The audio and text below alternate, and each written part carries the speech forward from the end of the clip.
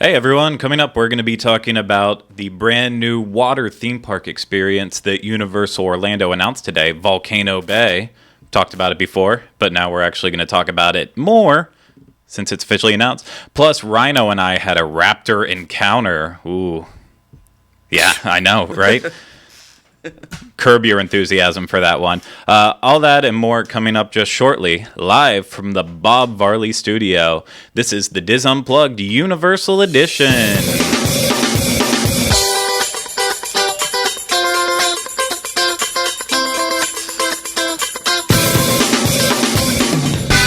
This is episode 38 of the Diz Unplugged Universal Edition. The Diz Unplugged Universal Edition is brought to you by Dreams Unlimited Travel, experts at helping you plan the perfect Universal vacation, which is starting to look better than a Disney vacation. You can visit them on the web at www.dreamsunlimitedtravel.com. Well, hello everyone, and welcome to another episode. I, of course, am your host, Craig Williams, and today I am not in my normal seat because, well, we have a missing person at the table. So before we get to who that spoiler reveal is, I'm here with Jenny Lindop. Hello. And then back on the controls, is it going to be Dustin or Rhino? 50-50 chance of getting it right. Yeah, well, I think it's Rhino. Rhino Clavin. Yes. Hello. Unfortunately, Dustin West is... I thought you were going to say, it's unfortunately Rhino. Unfortunately, it is Rhino. And also, unfortunately, Dustin West is out today. He tried to show up with a high fever, I guess, and other symptoms of not feeling well. He was promptly sent home. And he was promptly sent home before I even made it here because we had a lot of I had a lot of things to cover before I came over here today. So we missed Dustin.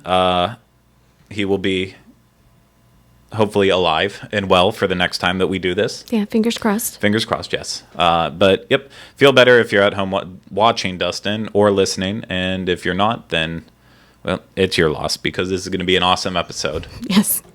I think it is. A lot of big things have been happening this week, and we're going to get to all of them. And I don't really want to waste any time because anytime I try to, kind of make a filler out of the start of the show, because I think we're going to run short, we always end up going way over an hour. So let's just jump straight into the buzz this week, because it's a buzz week. And this week, the big buzz is Universal officially announced Volcano Bay water park. And there was much rejoicing. Oh, and there was a ton of rejoicing. So earlier this morning, about 11 o'clock in the a.m., which stands for morning for people who don't know about time. Yeah? Okay. What? Wait. What does the AM stand for? It stands for morning. But what does PM mean? Night. Post-morning? Post-morning. There you go. A morning and post-morning. And for those out there who would like to correct us on what it actually means, I'm sure that will be coming. Yeah, most of our comments for the show last week were not about what we talked about on the show itself. It was all about hearkening versus harpening. So if you want to correct us on what AM and PM actually stands for, because I don't have enough time to Google it in my life, you can send us an email at podcast@disunplug.com, or just comment on YouTube or on Facebook, any place. In the meantime, we're going to talk about Volcano Bay. Yeah, getting back on track. So a couple months ago, we talked about Volcano Bay and how it was leaked kind of through that iDrive committee town square type meeting. On the map that they gave out to people that were in attendance there, it said Volcano Bay opening fall 2016. And so we already basically knew that a water park was going in there before. These rumors have been circulating for so long now that it was time before something was actually going to come out. And so then we got the idea that it was going to be happening in fall 2016. And then a little while earlier in the morning, I got up and I did my thing on Twitter like I always do and check out what's happening if anything's been announced that I've completely missed, because I like to sleep in. And all of a sudden I saw a GIF or a GIF, because I know we go back and forth on that on this show too, that was posted by, I believe, Brittany Barron from the Universal PR team, and said it started having water rising up, and in her description it said 11 a.m. So basically that kind of prompted that there was going to be an announcement about the water park, and just slightly before 11 o'clock, it was announced that Volcano Bay would be opening up in 2017. And Which is a little bit different than what we had heard from the iDrive. yeah, of thing. course. So we don't have an actual opening date in 2017. It could be spring, it could be summer, which would make the most sense, or it could be fall or winter again, which doesn't make as much sense. But also, along with it, there was a little bit of an excitement in that in Universal's media press release that they put out, they described it, or they said that Volcano Bay at Universal Orlando Resort will join Universal Studios Florida and Islands of Adventure and become the resort's third incredibly immersive park. So by saying that, it doesn't even just sound like it's going to be a new water park coming to Universal property. It sounds like it could be more than that. Like it's a third gate essentially, and that could be exciting because they're calling it not just a water park, they're calling it a water theme park experience. Okay. That does create quite the bigger type of expectation. I have no idea really what a water theme park experience would be. Rhino, do you have any idea of what a water theme park experience might be? Yes. Oh, can you elaborate then? No, I don't know. I am very excited for this for the announcement. There was this water park I used to go to in New Hampshire as a kid a lot. My mom would have work things there called Water Country, and it was very large. And I think it was maybe larger than the ones here, or it was because I was so much smaller back in the day. But I just remember it being like really cool because there's tons of stuff. And if I don't know where I'm going with this, I don't know.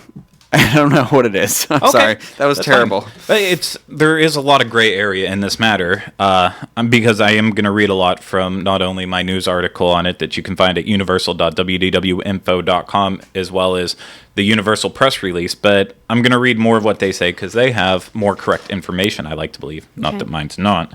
But they say that it will be a place for the entire family. It will be a whole new generation of experience that reimagines what it means to be a water park. Imagine a place that offers radically innovative, thrilling attractions, peaceful moments of relaxation, and an inspired guest experience that will forever change the perception of water theme parks. It will be set in a highly themed, completely immersive environment inspired by postcard-perfect tropical islands, and it will be the kind of special place that only the Universal team, the same team that has changed the face of Universal Orlando Resort in recent years, can envision and create. Well, they're setting the bar real high with that. That is exactly what I was going to say. They're making a huge statement with that. Yeah. But if it hadn't been for recent things such as Diagon Alley, I would hesitate. I normally would hesitate to believe that somebody could do something that wildly and radically different. But I don't know. I have a little bit more faith that they would be able to because, they've been pretty impressive in the recent changes. I just got goosebumps from that when you read that. But I only read like snippets of it, so it all strung together like that. Is it because of the Orson Welles tone that I read it in? Yeah, I didn't know if I should like run and start screaming, but I'm just really excited for that level of theming to be brought to a water park, especially like paired right next to the Cabana Bay Resort and everything. Like it's very exciting. Well, and we do have the picture that they released with the press announcement, and oh my gosh, Volcano Bay looks amazing. For those of you watching, you'll be able to see it right now, obviously, and for everyone else that is listening or listening later on in life, I don't know, it'll be in the show notes for this episode, which you can find them at disunplug.com. But obviously, the one thing which we knew was going to happen is there was going to be a giant volcano-like structure that I believe from some of the early permits that were released, they said it was going to be around 200 feet tall. Oh, wow. That's pretty serious. Well, that would make it, if I'm not mistaken, that would make it the largest structure in a water park in Orlando. That's, to put that into perspective, that's like 2 feet taller than the Tower of Terror, or foot taller than Tower of Terror. Isn't that 200 feet? It's 198 feet, I believe. Because 200 is a fly zone, I think, at right? 200, they have to put the blinking lights on so airplanes don't crash into them. Smokes. I mean, that works fine for that blinking red light for Volcano. I mean, obviously, when you're looking at the concept art with it, the people look a lot bigger. So I don't know what the actual size of the mountain is going to be. That's something that will come later on in life. But there's going to be a freaking water slide in the middle of that giant mountain, volcano mountainous, if you might say. And obviously, from the concept art, there looks like there's going to be slides here and there all around. Don't know what kind, and a wave pool at least. So it's going to have all the staples of a water park. They mentioned the wave pool, lazy river, rapid rides. Those are the things I recall them stating so far. But other than that, not many details. Yeah, and I just really wish I understood more about what they qualify as a water theme park, because since they are touting how much of an immersive experience it will be, I would argue that Blizzard Beach and Typhoon Lagoon over at Walt Disney World are also extremely immersive. I would argue that as well. And I could almost consider them water theme park experiences too, but whenever you talk about Disney and they say, oh, will there potentially be a fifth gate, that's not taking into consideration that their 2 water parks are already gates to draw people in. But so that's where the confusion's coming in. Is Universal going to consider this a new theme park and have other attractions in it too, or is it going to be a water park and they just It's a valid question because obviously we are familiar, everyone is familiar with Typhoon Lagoon, Blizzard Beach, and yet they still make the statement that this park is going to be a radically different immersive experience than any other. So they're already saying this is going to be something entirely other than what already exists. And of course, Volcano Bay, as we've said before on the show, it's going to be right south of Cabana Bay in this little triangle plot that's kind of wedged in between Turkey Lake roads on the one side and then the road that connects from Hollywood Way to get to I-4 Vineland? is kind or of not Vineland. It's it's the road that you go to if you're going on to Cabana Bay to get to Cabana Bay. Yeah. And if you keep going straight on it, you run straight into I-4. I can't think of the name right now off the top of my head, but it's just wedged in that little triangle area, which just doing a rough estimate on Google Maps, it looks like that area, although it's oddly shaped, it is going to be about a similar size to what Typhoon Lagoon would be over at Disney World. And for anyone who's been there, it's a massive water park. I would consider Typhoon Lagoon, like you had said this a few minutes ago, I would consider Typhoon Lagoon the closest thing to the water theme park. Not Blizzard Beach, but Typhoon Lagoon because it has those 3 slides that are, deemed like a water roller coaster that shoot you back up. And so it's not like a typical experience. And so I hope that that's what they're doing. I hope their aim is to like blow this stuff out of the water and, Literally. Yeah.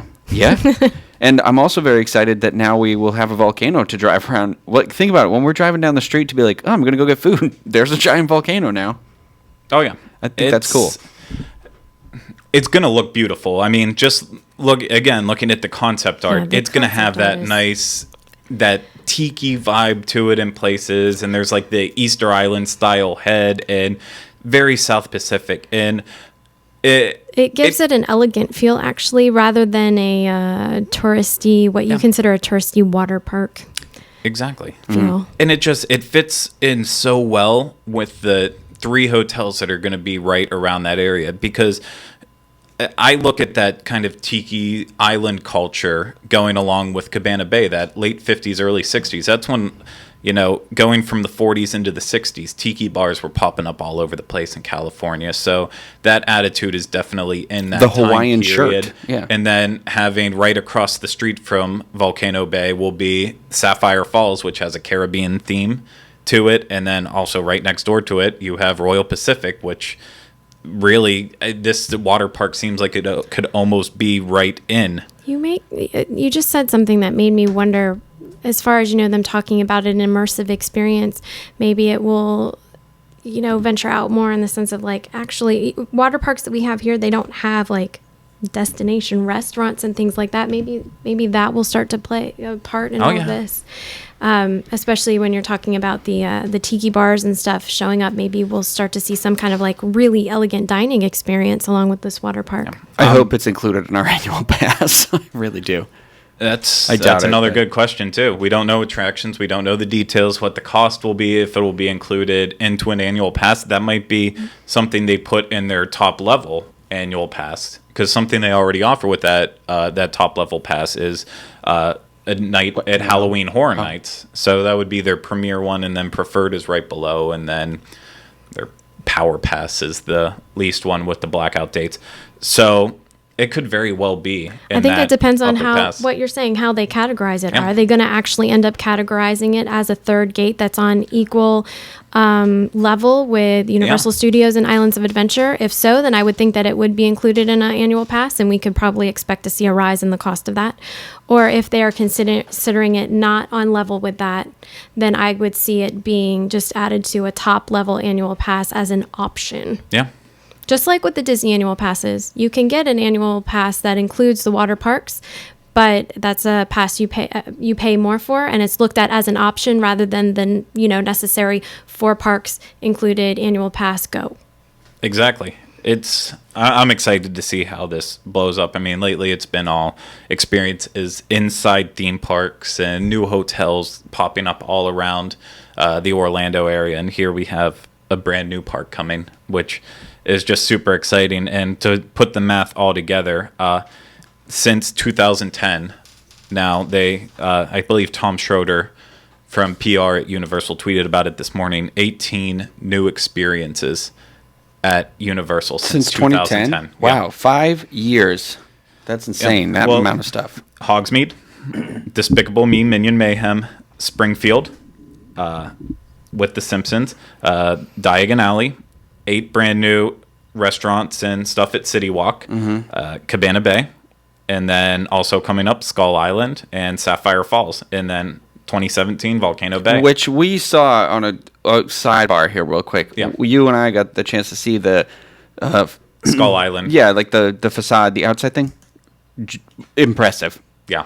Oh, if you didn't care before, you just need to take one look at it and you're just like, wow. And I'll put one of the pictures up from our show notes to give everyone an update for how that's happening. But super exciting time for Universal. They've had so many announcements. Still nothing now with Nintendo since they announced their partnership. But, God, the next 3 years learning what's going to be coming from 2018 on is just going to be...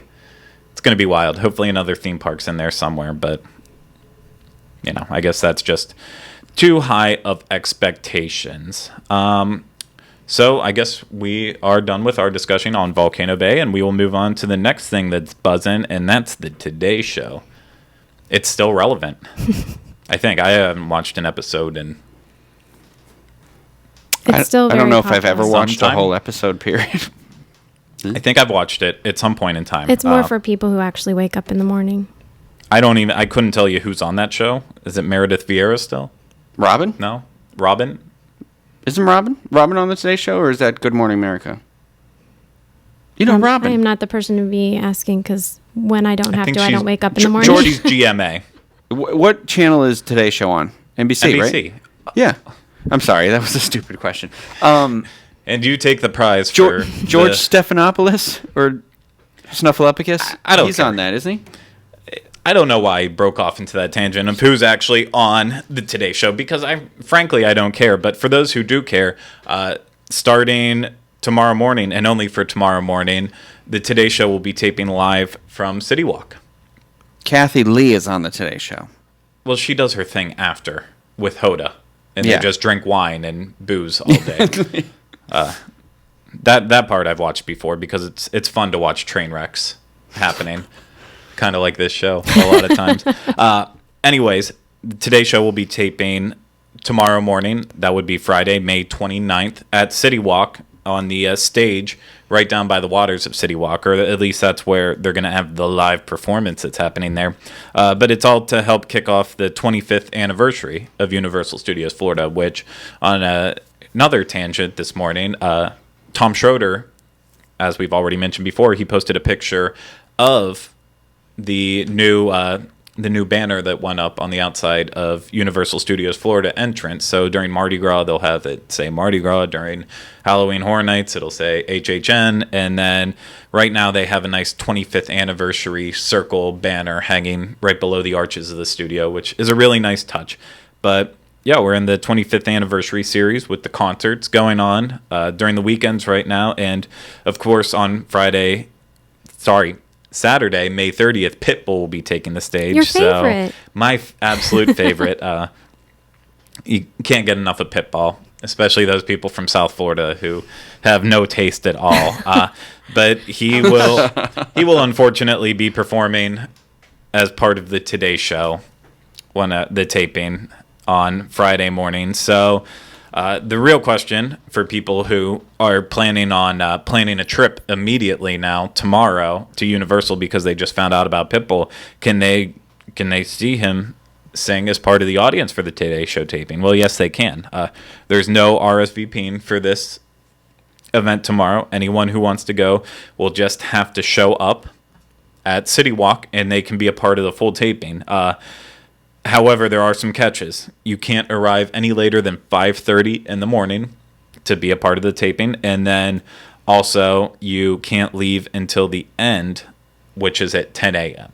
So you're devoting 4.5 hours of your life that you won't get back. That you will never get back for Pitbull, quite possibly one of the worst I don't want to call him a singer-songwriter, because I doubt he writes anything. We'll call him a performer, and even that's being a little generous. Dolly. 4.5 hours of watching the Today Show and this kind of performer type person, and then also getting there early to park, which the parking garage will open up at 4:30. So, and you still have to pay to park. You can't just do that. But the good news is, if you want to do that, select venues in City Walk will be open early, so you can grab some breakfast, Starbs, whatever you like to do. And also, you can bring some signs that say, "I'm here watching Pitbull." So I know the big question is, after we covered American Ninja Warrior, and we got really excited about covering in-park events, will we be covering what happens with the Today Show taping and Pitbull? Will we, Craig? No, God, no. Okay. You couldn't pay me enough. You don't want to see such hosts like Matt Lauer, Al Roker, Natalie Morales, Hoda Cope, Kathy Lee Gifford. Now that I know what the Today Show is, you don't want to see any of those people. I doubt that all of them are actually going to be there. If any of them are going to be there, it might be like a bare bones skeleton crew coming down, like Carson Daly, to do it. Kind of like how they used to send Al Roker just random places, and he would pop up. So the main focus is the Pitbull concert here. That's one of the big main focuses that they're pushing at, is that you can be a part of the audience to watch Pitbull for. Well, here's the other thing that is super cool about this, regardless of how we feel about Pitbull and the Today cast. They are still filming things at Universal Studios. You know, it just, the idea of it having that recording shows aspect. They are. It's a good thing. It's a really good thing, and it pops up more and more, and we talk about it every time, that we're excited that stuff is still happening there. I don't know why Universal has raging hormones for Pitbull. It just doesn't make sense. Well, no, it does make sense to me, because A, he's from Florida, so they can tout some locals into getting it too. And Universal does, obviously, they cater a lot to foreign markets, including Latino markets, as we've talked about before, when that one Prince movie was being... Well, no, the Brazilian movie was being shot there. Yeah. Mm-hmm. So clearly they like catering to that market. Pitbull fits in. If you're in town and you want to go see the Today Show, good luck. God bless. That's all I can say to you. Nah. Moving on. So our final buzz topic. This is another exciting one, kind of rumor worthy, and I just threw a last minute addition into it as well. So first off, before we start with it, I need to give all credit to parkscope.net for doing a lot of the heavy work with it. It's a site that reports on a lot of the attractions in the area all around, and they are very, very good at looking up permits to find out when stuff is being built or name changes, all that good stuff. And so they did a lot of the work for this next one, but there was a permit filed last week on May 20th, I want to say. That's what it looks like in this picture. For Project 727. And I didn't want to talk about it before. Well, no, we didn't have a recorded show. I wasn't sure if I was going to talk about it this week because, with rumors and stuff, I don't want to go spouting like I know anything whenever I don't a lot of times. But I got confirmation from one of my sources at Universal just yesterday that this was actually a solid rumor. But Project 727 will be a building renovation of the Twister showroom. And once again, there was much rejoicing. There was a ton of rejoicing. And we kind of talked about before that Twister was definitely on the chopping block in terms of attractions that might be going in the near future. And at one time we threw out like it would be cool if they would do a Sharknado kind of influx in there, since everybody loves Sharknado. But one of the biggest and strongest rumors that's also coming from Orlando United that's basically been confirmed is that it will be a Jimmy Fallon tour of New York and Rockefeller Center with some type of technology that is used in Soarin', which beats the piss out of me on how that's actually ever going to work in such a small area. But at the same time, it's not a super small area. It is the Twister showroom where the final scene happens is actually quite large whenever you really put it into perspective. But Rhino and I were discussing this with one of the friends of the show. I won't drop names, but he knows who he is. And he was talking about Twister because he worked there at one point in time. And apparently whenever they were building Rip Ride Rocket, some of the structure had to go through the Twister building. So that would make it nearly impossible to actually take it all down. So all it can do is actually be renovated. Yeah, work around that. I think that was part of Universal's old creative team, too. They weren't as, they didn't think as far forward as the current team does. Yeah, a lot of changes happened, I think, in creative after Rip Ride Rocket because, of course, that attraction was a nightmare putting up, and it was delayed, and it was well known for bolts just falling off the ride at any given time. Oh. So clearly they weren't all putting their heads together on Universal Creative at that point in time. But it's exciting that they're finally going to be getting rid of Twister, and from what I'm hearing, the permits are obviously filed now. There's no sign of when anything's going to happen, but this will happen this year, that it will start to renovate. And of course that could be the new attraction then that will be coming in 2018 because they want to do one new attraction a year. So this would definitely be something that could be popping up. And I feel like Twister never really fit in to the New York area just because Twister doesn't take place in New York City at any time in the actual movie. So, despite my feelings on Jimmy Fallon, which are bleh, I think that it would just be incredible to have something that takes you behind the scenes of what happens at NBC in New York. Because obviously NBC and Comcast came together and they're dumping money into stuff like the Universal theme parks. So it'd be cool to see more of a behind the scenes look at some of that, and that could even throw in more Saturday Night Live into the parks, which is something that doesn't exist really right now beyond Blues Brothers. It would be nice to, on that same note, it's nice that I feel like that's what the Hollywood park has that this park is lacking a little bit. And not necessarily because they're a film studio, but, they had the NBC Universal experience there that had all those, cool props and everything. And so it would be kind of nice to bring that sort of backstage, I don't want to say backstage magic, but that's what I want to say. But bring that to this park. I don't know.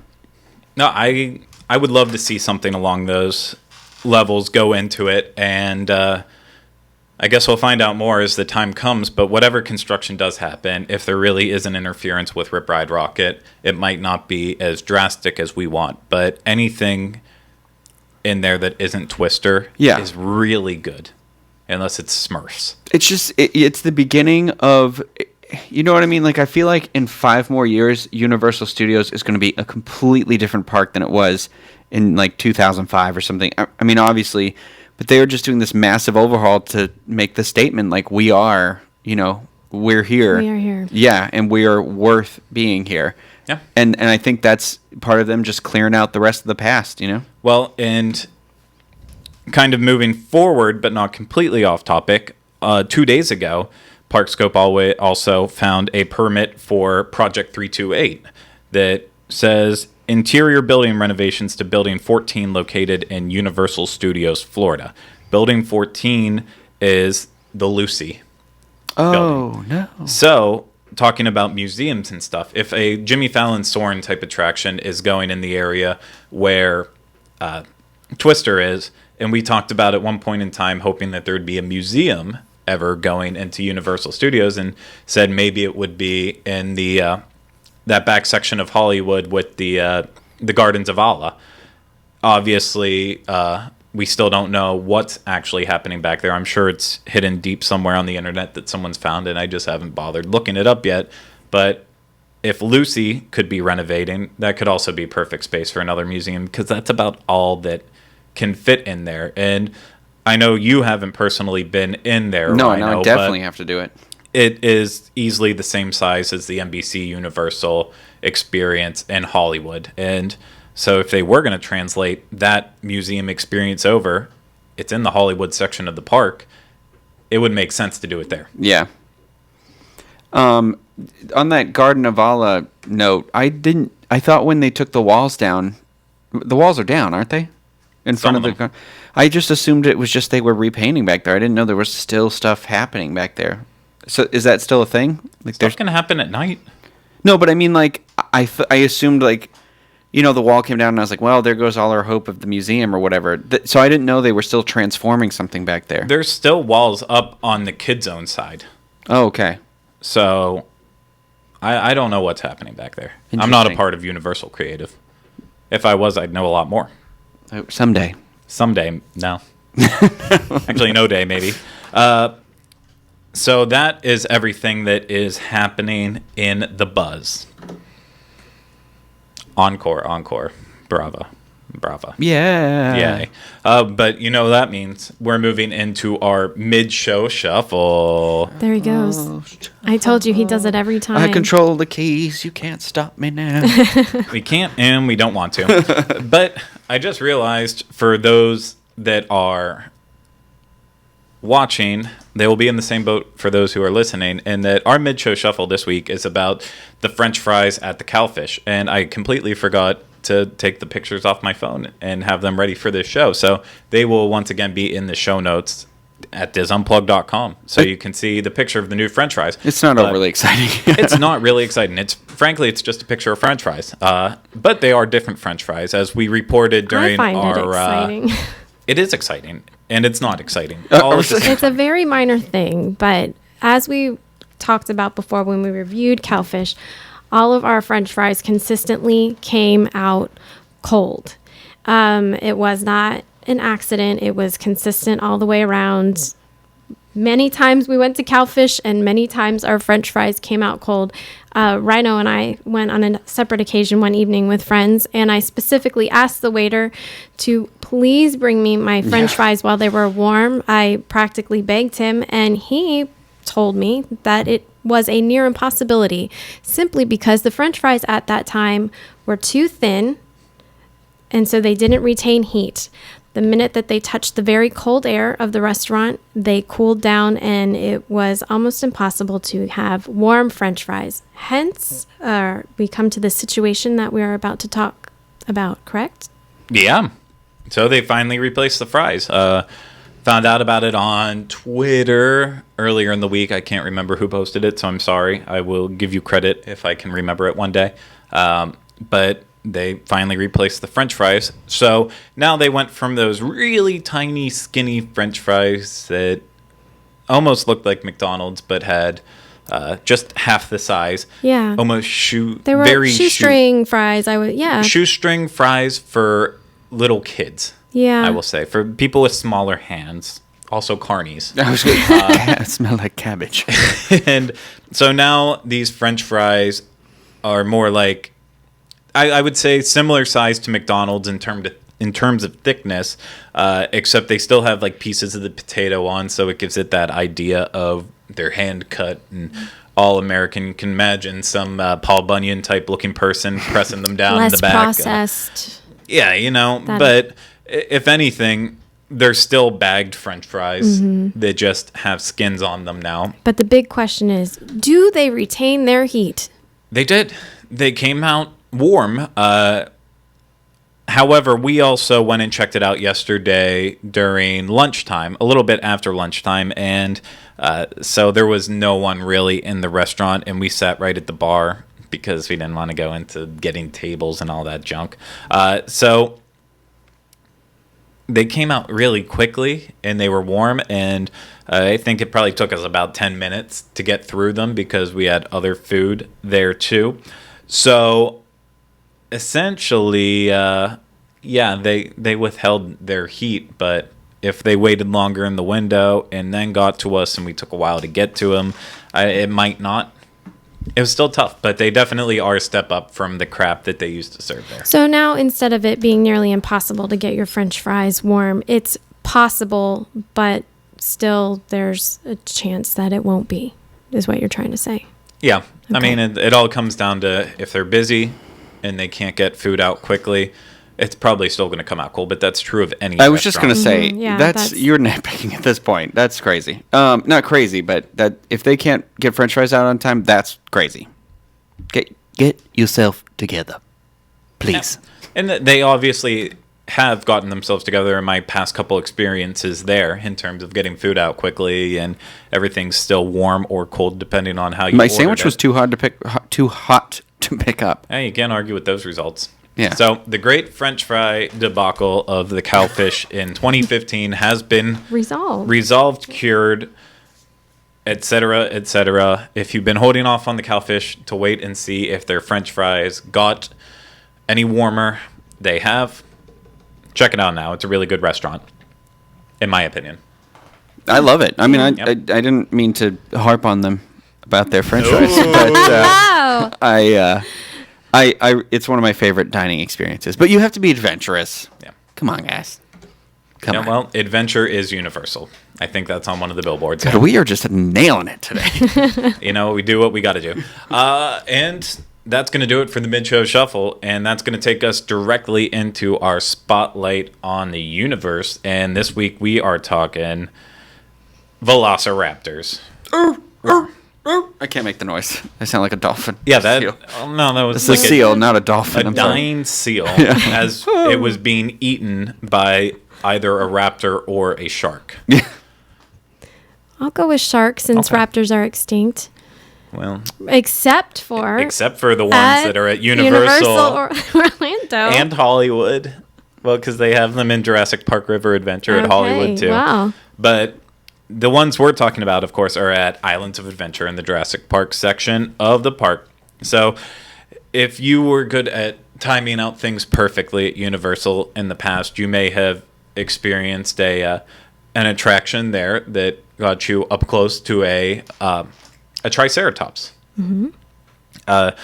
Since I've been going to Universal, I think it only was open at one point in time for maybe like 2 months, and I had no idea what it was, and I figured it was just something that was going to be around, so I never had the chance to participate in it. Rest in peace. And that was part of the Triceratops Trail, but now we have a Raptor Encounter that is in basically the same area. It's to the right of the Discovery Center, and it would also be to the left side area of where Jurassic Park River Adventure and Camp Jurassic are. So it's kind of sandwiched in between all of those. Like hidden in the trees. In the trees. That little not so obvious trail that goes off into the... Yeah. And I mean, it's still slightly hidden because there's the Triceratops skeleton rock looking thing right in front of it. but it is there. And before we really talk about the details of it in our experience, we do have a very brief video showing off what the Raptor Encounter is like. So, Rhino, I believe we will cut to that now. Oops, or I'm just going to tell everybody who you are. Well, Craig. tell everyone who I am. This is Craig Williams, for all of us who don't know. He's the host of our show. I am. So now you're going to do a straight cut to that video, which I sure will am. happen now. Hello there, and welcome to the Jurassic Park Raptor Encounter. Jurassic Park and InGen remind you that while photos and video of your experience may be taken freely, do not attempt to touch or feed the animals. Thank you, and enjoy your day here at Jurassic Park.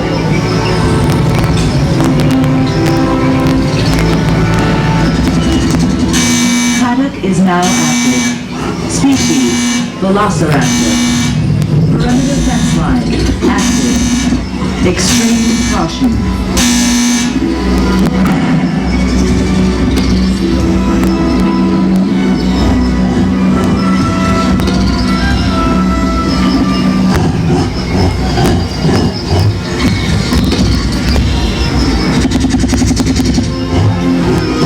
InGen is now proud to present the Mongol lioness, known to the world as Velociraptor.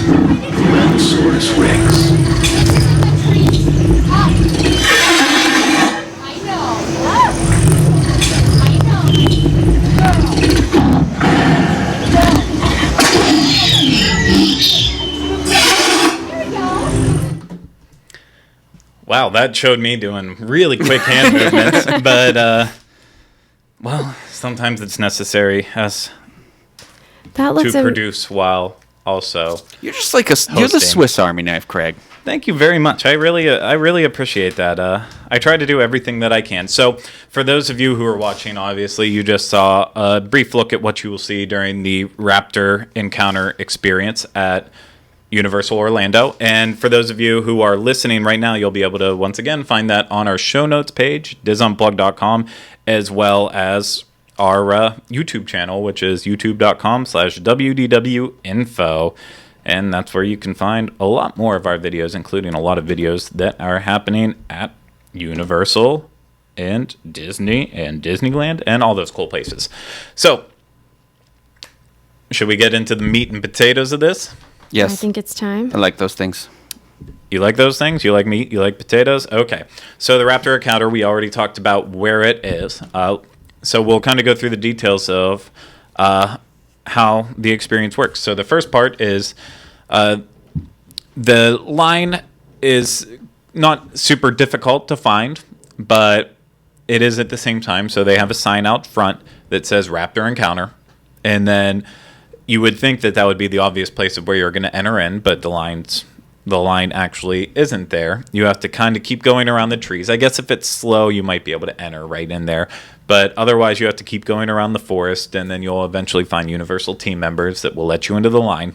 So the first positive part of this experience is it is all the line itself is all in shade, except for one portion of right before you actually get to meet the raptor. Everything is completely covered up by those nice trees. So the line, I think, while we were there was maybe 20 minutes total. Yeah, I'd say 20 minutes because we had they had to take one of the raptors and feed it, and then the other one came out. Yeah, exactly. So we had a set change happen in the middle of our experience, and it looked like there was a lot of people in line, and I thought we were getting ready to wait quite a while. I was like, great, we're going to be here for an hour. I thought it was going to be at least an hour. Exactly, and it ended up only being 20 minutes from the time we got in line, and I'd say there was maybe 100 people in front of us. And as you know from other theme parks, and just even at Universal, if there's 100 people in front of you when you're meeting a character,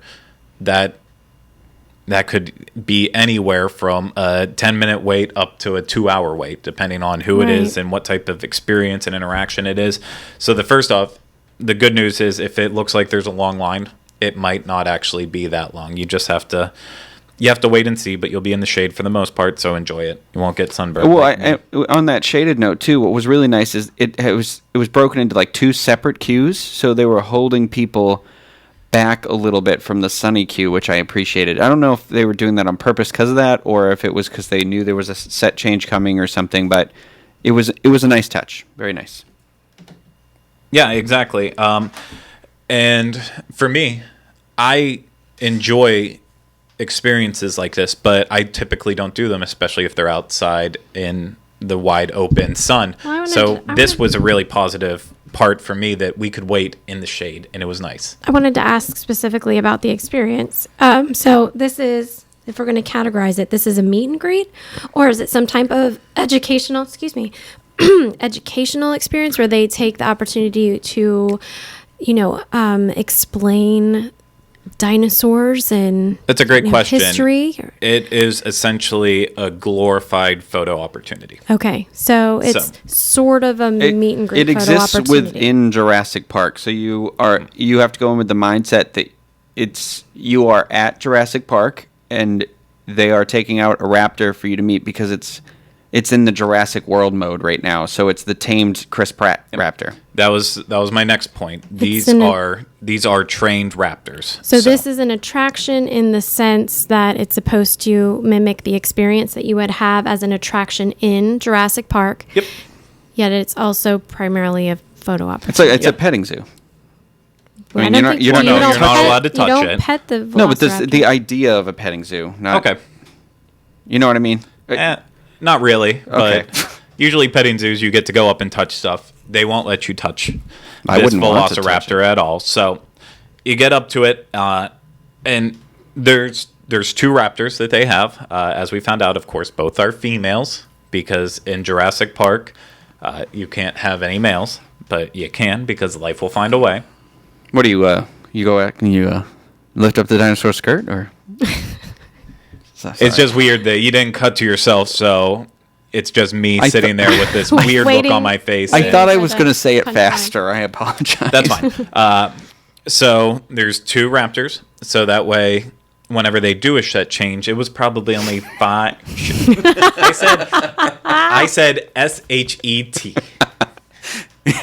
There will be no editing of that because it did not come out with an I in it. You turned real red real fast. Yes, I did, because I almost said it, and I didn't. Okay. So, go me. It's always awkward when those shet changes happen. Yes. Go ahead, Craig. 2 raptors. Set changes. Only about 5 to 10 minutes in between each, but the 2 raptors are Lucy and Ethel. Oh, cute. Now, very, very cute that they named them that. So, you're in line waiting, and you can obviously see the raptor moving, and it moves a lot because it's not an animatronic or it's not necessarily a person in a raptor suit, but it is, in fact, a puppet.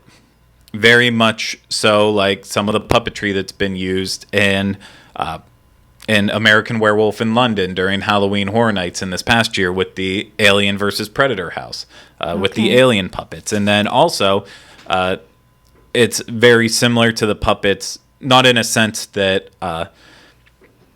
not in a sense that it's the same size or even the technique of puppetry, but these raptors were designed by Michael Curry, and that's the same guy who worked on all the puppets, including the ones in Diagon Alley for the Tales of Beetle the phenomenal Bard show, job with all that stuff. Those puppets are amazing. Everything he apparently touches is just gold. Yeah. Okay, so this might be a dumb question, but so when you're talking about puppet, you're referring and not a person in a costume, but you're still referring to the puppet in the aspect that there is a person operating from the inside.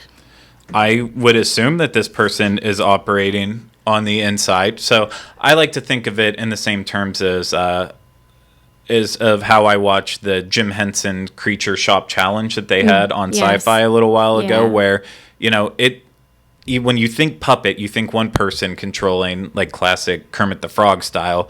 But really with puppetry, you can have a person inside of a suit controlling one thing, and then a person backstage using a remote control controlling head movement, neck movement. You can have multiple people working on one actual puppet. And this is a sense that I could absolutely see that happening. You have a person inside controlling the body movements, moving around, and then there's a person with the remote control that can actually control those head movements and when to use different sounds, because it's a real moving raptor, and that it will open up its mouth. It bit my hat. We have video of that, but I'm not showing it to anyone because the person who took the video did an awful job at it. But she tried her best, and that's all that Jesus asked for.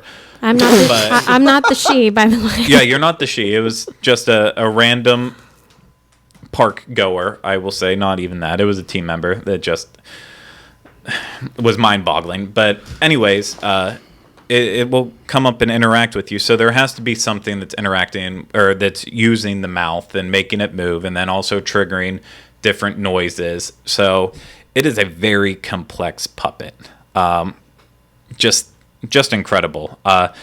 And it does move very quickly. I would say we probably had about a 20-second experience with it, maybe around that.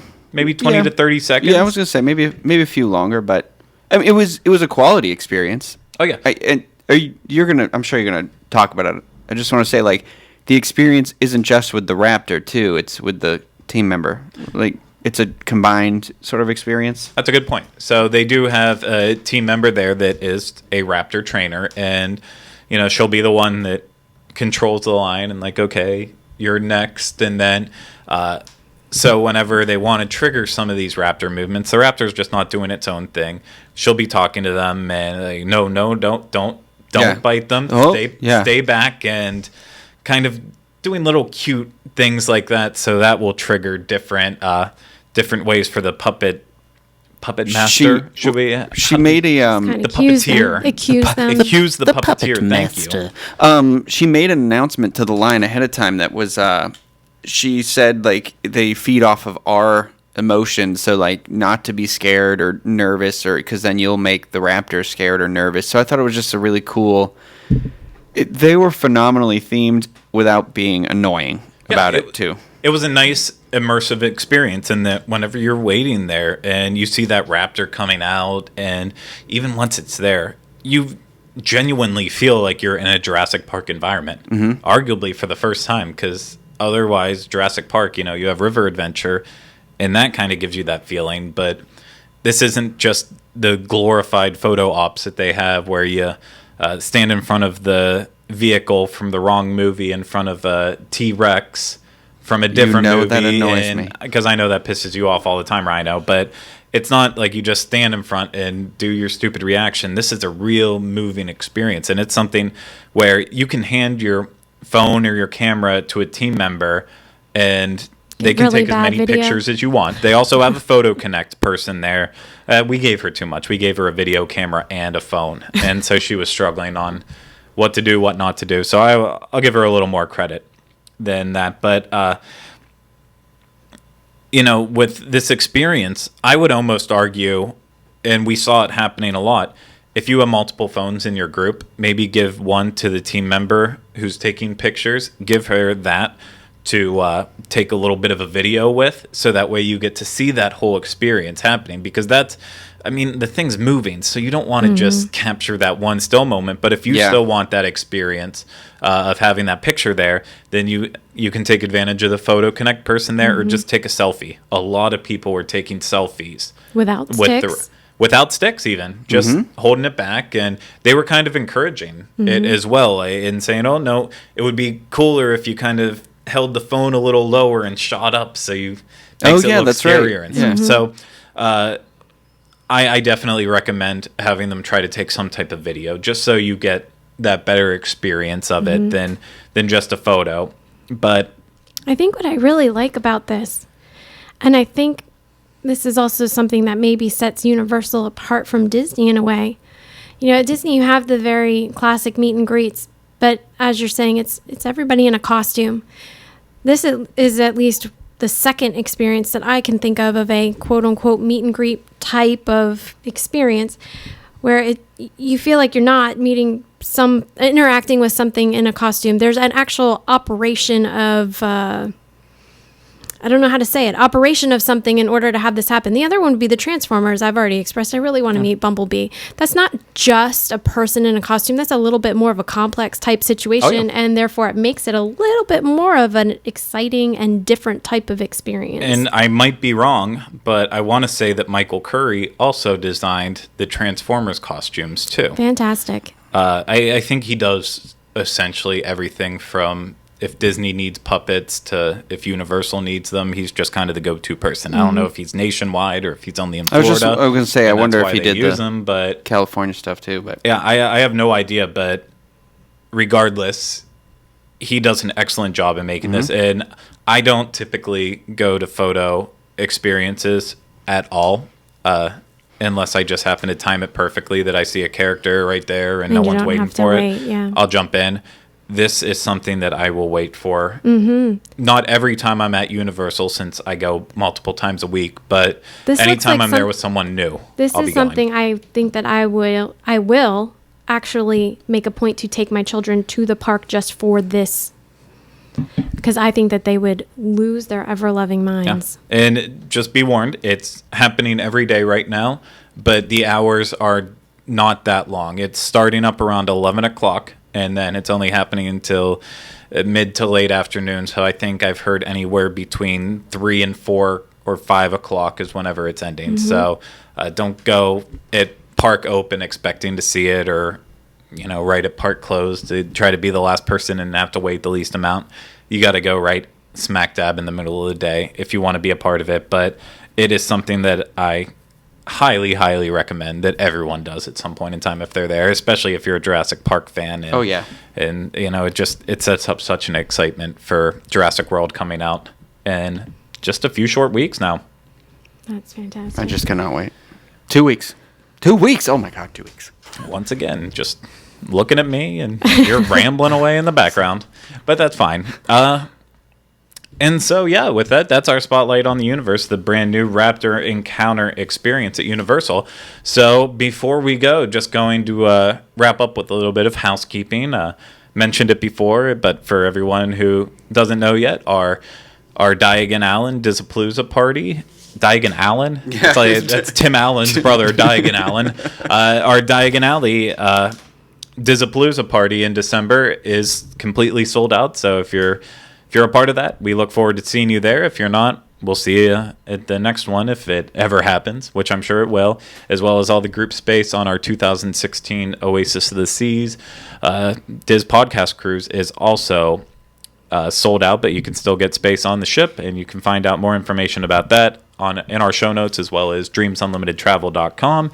And like always, if you like what we're doing, make sure to subscribe to us on YouTube, on iTunes, all those places. Follow us on Facebook, Twitter, Instagram, where we have a lot of new information going up all the time.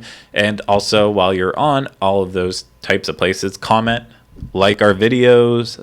If you do like them, also feel free to dislike them. Feel free to leave us bad reviews and good reviews. I prefer the good ones, but hey, life's like a box of chocolates. So philosophical. I'm not going to finish. You never know what you're going to get. Yeah, I went there. And just keep watching if you like us and keep listening. We appreciate all your support. And with that, we are going to end it with this episode of the Diz Unplugged Universal Edition. We will be back next week with another good episode. Maybe, maybe not. But until then, Sorry. we will see you later.